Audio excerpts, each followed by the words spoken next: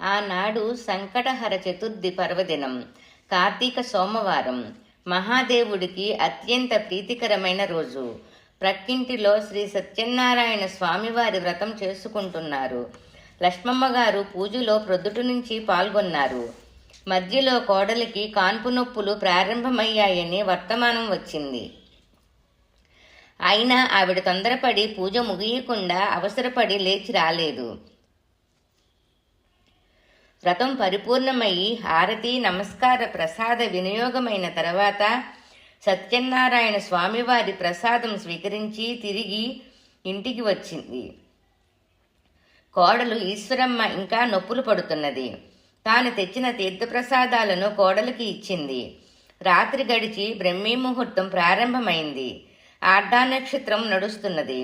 జగత్తంతా ఓంకారనాదంతో ప్రతిధ్వనిస్తుండగా, దేవాలయాలలో గంటలు మారుమ్రోగుతుండగా, వైదికులు వేదమంత్రాలు ఎలుగెత్తి పఠిస్తుండగా, భగవంతుడు హరిహరుడు సత్యనారాయణుడుగా పుటపర్తిలో భారద్వాజ గోత్రములో ఆపస్తంభ సూత్రానికి చెందిన రత్నాకర వంశంలో అవతరించాడు.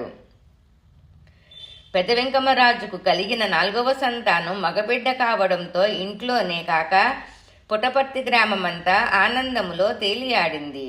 శిశువు అసాధారణమైనదన్నట్టు పాదద్వయములో శంఖచక్రాలు, అరిచేతులలో శ్రీరేఖలు, ఎడమ కపోలం మీద శ్రీవత్సాంకం, వీపు మీద అరిచేతంతా అనంత నాగపణి ప్రత్యేకంగా ఉన్నాయి. శిశువు తేజస్సుతో ఇల్లంతా దేదీప్యమానంగా వెలిగిపోయింది. దీనికి తోడు బాలుడిని పడుకోబెట్టిన పొత్తిగుడ్డలు అలలు లేచి పడుతున్నట్లు కదలాడసాగాయి. అందరూ వింతగా చూచేంతలో ఒక నాగుపాము సర్రని బాలుడి క్రింద నుంచి ప్రాకుతూ వెళ్లిపోయింది. కుటుంబం యావత్తు భయభ్రాంతులతో చలించిపోయారు.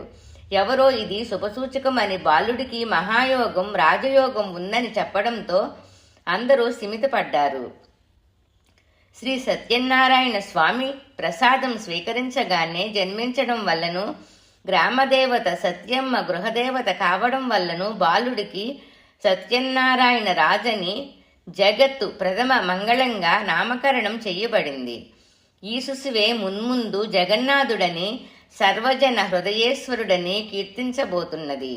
దేశ దేశాల వారు ఆయన పాదాల దగ్గర తమ సర్వస్వం సమర్పించుకొని సాయినాథ్ మహారాజ్కి జై జై జై అనే దిక్కులు పెక్కటిల్లేటట్టు గానం చెయ్యబోతున్నారు.